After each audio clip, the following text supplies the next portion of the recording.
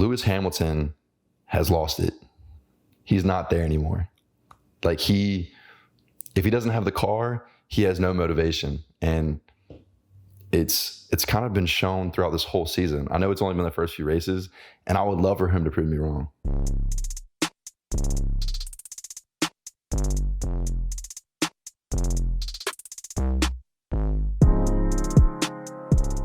Welcome to KF1. I just got done watching the Emilia Romagna Grand Prix of 2022, and I've been doing these weekly like review reaction videos, and so this is this week's edition. I'm another great race this week. My overall views of it are, if I had to give it a score out of 10,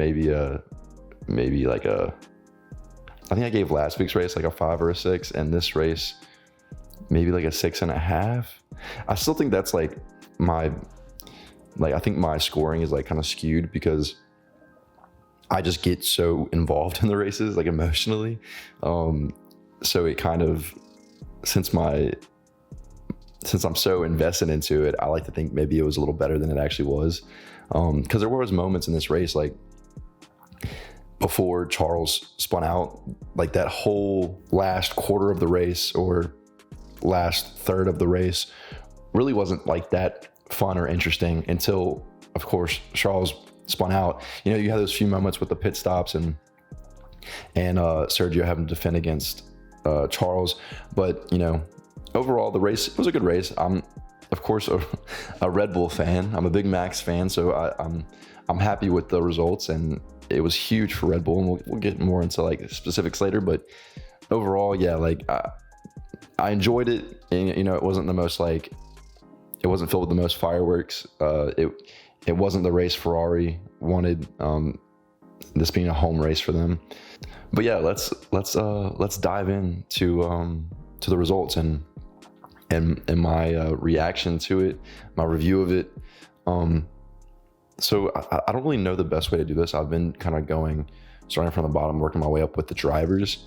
Maybe I should start looking at like the teams, and work it that way. But I think I'm gonna stick with the drivers, going through the drivers, and I'll kind of skip through because the broadcast doesn't always, show everything, like all the drivers throughout the race. And so there's a few drivers in here that we really didn't see much of, because throughout most of the race, there was more than 2 to 3 seconds between everyone except the DRS train with Lewis, and it was Lewis, Pierre, and then Alex, all fighting for like 14th, 13th, and 12th. That was just a really sad moment in the race where like that was, of course Lewis is Lewis, so it's worth putting on the television, but it was just like I was like at one point I was like, oh yeah, Lewis, like of course they're showing this, and then I'm like, wait, they're fighting for like 14th, 13th place. And so I start looking at the side at the times, and I'm like, is there no other battle to show going on? And there literally wasn't. Like every other driver had at least 2, 3, 4, 10 seconds between them and the driver in front of them. So but yeah, let's start at the bottom. Man, Carlos, another really unlucky race. I would say Australia was obviously a lot more his fault. This one really wasn't. Daniel Ricciardo, he kind of just he went too far on the inside going into the first chicane, ran up on the curb, it kind of pushed him out, and he just ran right into the side of Sainz. There was no grip. Probably if it was dry, he probably wouldn't have slid as much into Sainz, but it was just enough to send Sainz off and backwards into the gravel, because Daniel went to the gravel too, but he was carrying his forward momentum and was able to carry it through and get out of the gravel. But for 2 weeks in a row now, Carlos got stranded out there in the gravel, and losing crucial points in the championship race. And it's really I feel bad for Carlos a little bit. I'm not a big Ferrari fan, but I do like Carlos, and I think he has a lot of potential a lot of potential. I mean, he's at this point, like, potential isn't really in the talks, but like he's old enough now that potential is talked about whenever you're a young driver, but in this car, I should say, Carlos has a lot of potential, and it just hasn't been able to really shine through as of late, early in this season. But it's going to come around for Carlos. I know it will. I know he probably has a lot more pressure, or he feels a lot more pressure now because he has the championship car underneath him, to get those points, to get those race wins. And, maybe he feels that extra little bit of pressure, and maybe that's getting to him a little bit. I really just think it's luck, and he's been unlucky so far. Going next to Fernando, he had that wild, I think it was Mick, on that first chicane that was just kind of complete chaos. Mick, I can't remember if he's kind of got on the outside. He got squeezed, I think, and kind of lost grip, and his back left rear swung out and nailed the side pod of Fernando.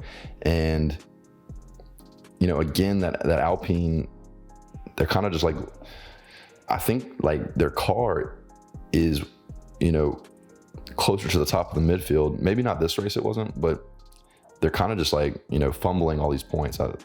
And so Fernando, he had to retire within the first few laps of the race. It was wild. So Mick hit that. The initial impact caused a little bit of damage on the side pod, and then just the next lap around, the side pod the outside panel just pops right off. That was kind of wild to see. And it's kind of wild because I'm pretty certain it was Alpine in testing that had problems with their side pod. Yeah, so bad luck for Fernando this week. I think it'll come around for him. He's been performing very well, and I think if that wouldn't have happened, if that damage wouldn't have happened to his car, he could have been top 10 maybe this week.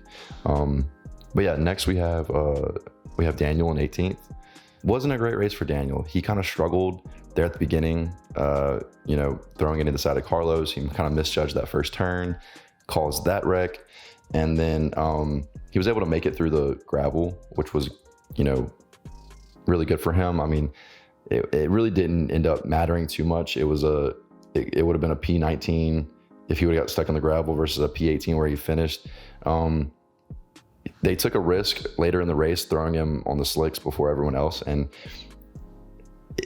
I thought that was going to help him out a good bit, but then it maybe would have, but then they pitted him again for the hards later on. And I think they were trying to, once again, take a risk, thinking that everyone else was going to pit eventually too, and it was going to, give him that advantage, but that's just not how it worked out.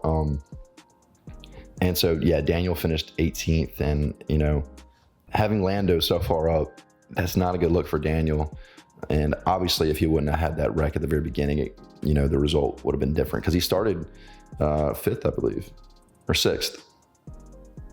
I think he started 6th. I think it was Lando in 5th and Daniel in 6th where they started. So 6th to 18th is not, that's not really acceptable. And Lando continues to show who might be the better driver on that team.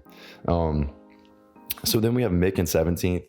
Mick had not the greatest race. There was several times that I'm sure he wishes he could have redone this weekend. The very beginning, he lost that traction coming out of that first chicane and hit Alonso. And then later on, I believe he had a spin as well. And just a kind of a weekend to forget for Mick, because he started in 10th, and dropping down to 17th is not, especially when the Haas's were out of position for sure starting the race, but dropping all the way down to 17th, the car's better than that, I think, in my opinion, even at this circuit, which maybe isn't, the best circuit for the Haas car, So after Mick, we have Latifi in 16th. There's not really much to say there. And then in 15th, we have Guan Yu. I think this might be his lowest finish yet, which for a rookie is kind of insane. Don't quote me on that. I'm pretty certain though that's his lowest finish.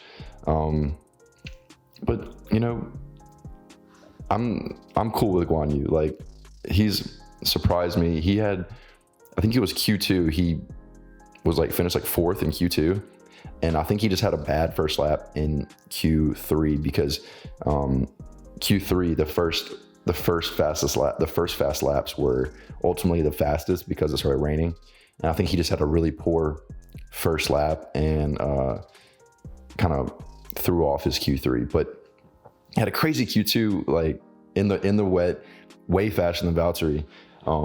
Just continues to surprise people, but 15th is not where Alfa Romeo really should be, especially when Valtteri is, you know, finished as high up as he did. So yeah, in 14th there's Esteban. I didn't really see much of him during the race. 14th is a little bit lower than where Alpine probably would want to be. And then in 13th you have Lewis. Oh yeah, so I do know this, that Esteban got demoted. He finished higher than this. I can't remember exactly where he finished. It must have been, I'm pretty certain Esteban finished 12th, and then he must have got a penalty or something and dropped to 14th, because I know Lewis finished 14th originally, but he got promoted to 13th after Esteban's penalty. Dude, I don't know what to say about Lewis, man. He is continually, I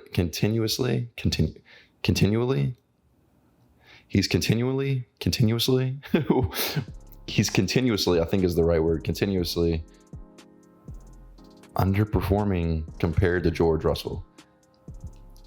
I know it's only been a few races, you know, and I know these are new cars, but Lewis, to some people, Lewis is the greatest of all time. And it doesn't matter.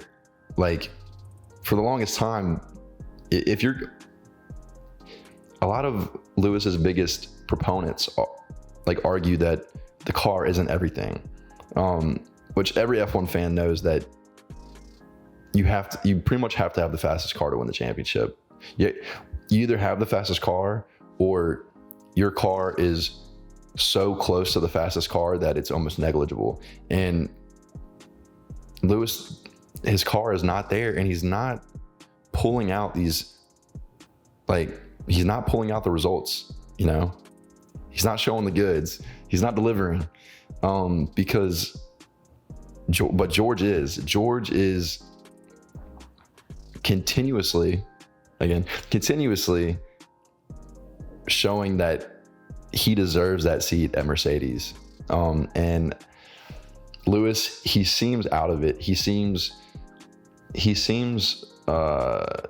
downtrodden. He seems almost just like this isn't worth his time anymore, because he doesn't see race wins in the near future. And I get it though, like being a 7-time world champion, if you're not fighting for championships and race wins, what are you doing? You know, I get it. And for George, he's never been in a car this good other than the one time he raced for Mercedes in 2020, you know, and if you're really trying to argue that it's not about the car, that's the perfect race to watch, because George hopped in that car with no time to prepare and nearly won the race 2 or 3 times. Like, he got everything thrown at him and nearly won the race twice in Lewis's car. So I'm not the biggest Lewis fan. Everyone will know that. Y'all probably will realize that over time. But man, Lewis really underwhelming this week, and he needs to find something. I was gonna say, like, he seems out of it because he's not competing for race wins, but it also seems like he's still a little hung over from last season. Like, I'm certain that last season drained Lewis immensely, you know, and I know the way the last race ended that it wasn't ideal, and it really probably took a toll on Lewis mentally. So I can tell that he's going through it pretty rough with that stuff. Or I'm guessing. I don't know that. I'm from interviews, it just seems like he isn't the upbeat Lewis that we normally see. And of course, you'd be more upbeat if you're winning races, but it just feels like something else is there. But yeah, Lewis is struggling, and George is slowly becoming the leader of Mercedes. That might be a hot take. I'm gonna start doing more hot takes on this YouTube this YouTube thing. I'm gonna be saying a lot more hot takes, and I personally think that Lewis Hamilton has lost it. He's not there anymore. Like if he doesn't have the car, he has no motivation, and it's kind of been shown throughout this whole season. I know it's only been the first few races, and I would love for him to prove me wrong. I really want Lewis's legacy to build, to continue to build. I want him to get the 8th championship, and I want his legacy to go out on the top. But did he make a mistake not retiring after last season? I'm not sure, and we may never know. Or we will know if he doesn't get that other if he never gets another championship, he made the wrong choice. He should have retired and drove out into the distance, but he didn't. He chose to come back, and Mercedes just isn't where he's used to them being, and he's struggling. So yeah, then we have Pierre in 12th, who did a great job, defending against Lewis for the entire race almost. It helped that he didn't have DRS for most of it, but then even when they had DRS, it was funny, right when they activated DRS, Pierre threw in this superb lap, got within a second of Alex, and it was just a DRS train from then on. Alex in 11th, Alex, I said this last week, but Alex is just continuously, is that the word of the week? Continuously showing us that he deserves to be in F1. I know I said that last week, but Alex is really proving himself, and I love to see it, because that Williams is not that good. I mean, I know his teammate is Nicholas Latifi, garbage, but that's really impressive. So props to Alex. Man, and then maybe the team performance of the week, other than Red Bull, you had Aston Martin in 8th and 10th. I mean, I know they were out of position because of the rain in the original qualifying, and then the sprint race definitely helped certain teams over others, like Haas and Aston Martin. It put them out of position. It put them, those cars are better in the rain. People are still trying to figure out these new cars. I don't even know if the teams understand why they're better in the rain. They might, they understand these cars way better than I will ever will. But from what I've heard is not too many people really understand these cars. And so, but yeah, so the rain helped out teams like Haas and teams like Aston Martin. And Aston Martin was out of position going into the race, but they held their own throughout. They made the right decisions, when to go on the right tires. Sebastian went on the slicks a little bit sooner than everyone else, which paid off. And yeah, so they finished 8th and 10th. I think this is their first points of the season, and I like to see it. I think, so let's see, there's 1, 2, 3, 4, 5, 6, 7. There's 8 different teams in the top 10. Is that right? 1, 2, 3, 4, 5, 6, 7. There's 8 different teams in the top 10. If that doesn't speak to the new regulations, I don't know what does. That is mwah, chef's kiss. It's fitting for the Italian. This race being in Italy. But yeah, chef's kiss. These new regulations are perfecto. And so yeah, then you have, So Aston Martin, props to Aston Martin, great weekend. They might be the team of the week. I think they get my team of the week for sure, Aston Martin. Kevin in ninth, like I just said, he was out of position. So his car was better in the rain. It felt better in the rain. It performed better in the rain. And so his race was really spent, trying just to hold on to as many places as he could. And ultimately he fell to ninth. But considering Mick fell all the way to 17th, that's a good spot for Kevin. Just talked about Sebastian in eighth, Yuki in seventh. Okay, so Yuki is definitely one of my drivers of the day. Aston Martin was maybe the team of the weekend. Yuki might be the driver of this race. Seventh. I mean, Gasly is down in 12th, and Yuki has not been outperforming Pierre. He hasn't been. And we've been waiting for Yuki to kind of give us a result like this. He gives us these every once in a while. And so I really do think that this was a great performance, but we need to see this consistently. And I just don't know if we will. This is the track I believe that AlphaTauri like practices on, like in like testing and stuff, and like preseason testing.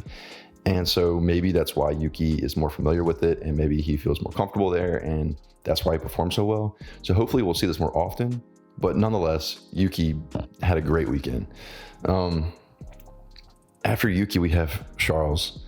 Man, Charles in sixth. Dude, Charles was he in second most of the race? No, he wasn't. No, he dropped down immediately at the very start, at the very beginning. Lando had a crazy run, passing Sainz and Charles. I'm right. Yeah, he passed Carlos and Charles and got into third. So it was Max, Sergio, and then Lando, and then Charles. And like Charles was able to get past Lando, and throughout the whole race, he was like multiple times this close to Sergio. Like props to Sergio for holding Charles off as well as he did. But Charles was, at one point at the very between like the pit stops. So there was the first pit stop to go from inters to the mediums, the first slick tire of the day for Charles. And I can't really remember exactly. Let me see. I think I wrote it down. Yeah. So when they had that first pit stop to go on slicks, Red Bull pitted Perez before they pitted Verstappen, and Charles was just going to match Verstappen, right? And so they pit Perez first. Perez goes out on his outlap, does not have a good outlap. Meanwhile, they pit Max. Charles follows in. Charles actually comes out ahead of Sergio because he didn't have a good outlap. But because he had that outlap to warm up his tires were ready. His tires were on, and Charles's weren't. And so Perez was able to take that position back pretty easily. And so for the rest of the race, there was like one or two other times where it was actually at the end, at the other pit stop, where Charles went in to put on softs to try to go for fastest lap. And Sergio, I forget what happened, because he pitted also for softs, because Ferrari's like, dude, we're just gonna cover you, that we're not dumb, we're just gonna cover you off. And man, they got super close again. But like I said, props to Sergio. He held him off. He did his job. But Charles, like when they were so close, going into that final chicane, Charles just threw it in way too early. Got those back tires off the ground, in the air, no grip, spun out. Like, I'm sure Charles' stomach just fell through his ass, like just through his asshole, just like through the seat into the ground. Like, dude, like he had an easy third place finish, maybe P2, in the bag and was just pushing a little too hard. And and he went into the wall a little bit, broke his front wing a tad bit. Like the side, I guess it's called like the side plate of the front wing was damaged. So they pitted him. I think he came out around P8, made it all the way back to P6. So damage limitation week for Ferrari. But yeah, so disappointing week for Charles and for Ferrari. And for all the Ferrari fans out there at Imola, they wasn't the result they were looking for.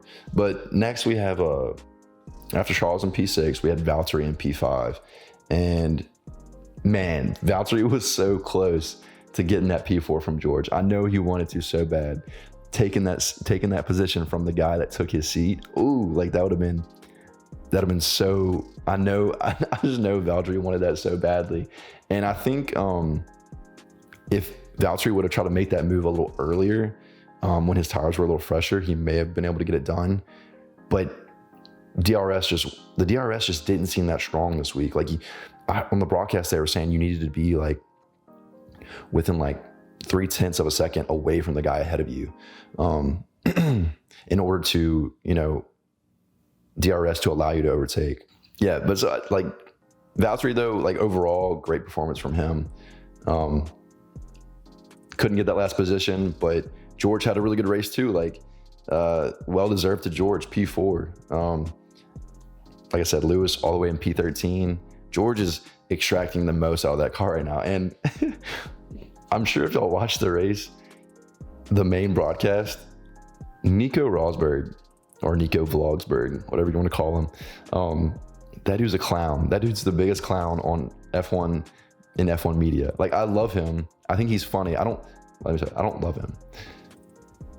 He's funny to me because he does not hold back when it comes to Lewis. That dude loves any chance he gets to throw shade at Lewis, he'll take it. And he just could not stop talking about how much better George was doing in that Mercedes than Lewis was. I don't know. It was great. But yeah, George P4. I think George is like still P3 in the championship, which is pretty insane. That's props to him because that Mercedes is not even is it the third fastest car? But even if you're the third fastest car, you should be P5. But obviously Ferrari and Red Bull have had their issues. So, but yeah, so George is currently P3 in the driver championship because Red Bull finally had the week they needed to, the standings look a lot more as they should. And I'll get to that in a little bit. But yeah, Lando, P3. I mean, obviously if Charles wouldn't have had that spin, he wouldn't have got that podium. But man, that McLaren has looked bad, really, really bad throughout the past, few races at the beginning of the season. And this track, I think, just suited them. And I think they had some upgrades and stuff.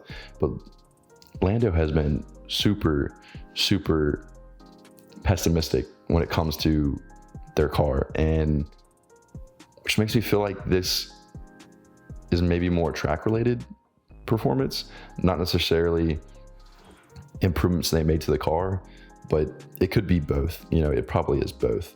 But Lando just keeps delivering, and he's just further proving that he is one of the best drivers in F1.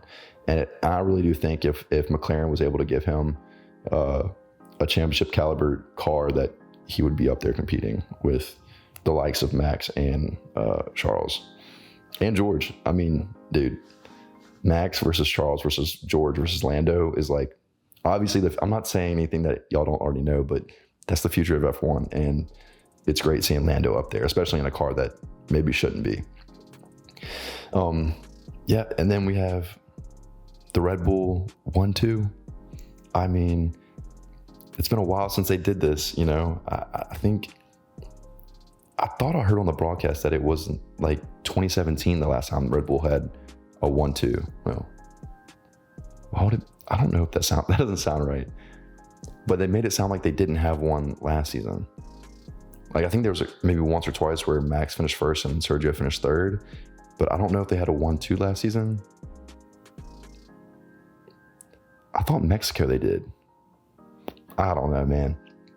Anyways, Red Bull 1-2 just dominated the weekend. Obviously, Ferrari had their faults and helped Red Bull out, but Red Bull, specifically Max, like Max would have won this race no matter what.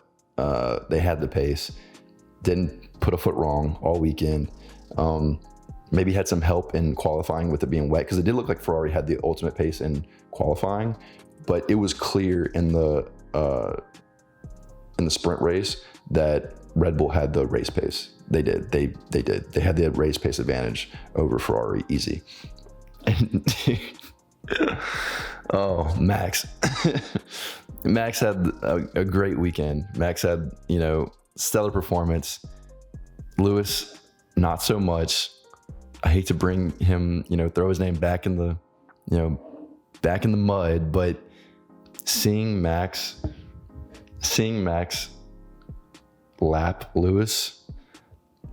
Oh, I mean, just, I hate to, you hate to beat a dead horse is the saying, but as a Max fan, and with how last season was, with just how, the fan bases were just so, I didn't love how nasty it got sometimes, but no one got hurt in this situation.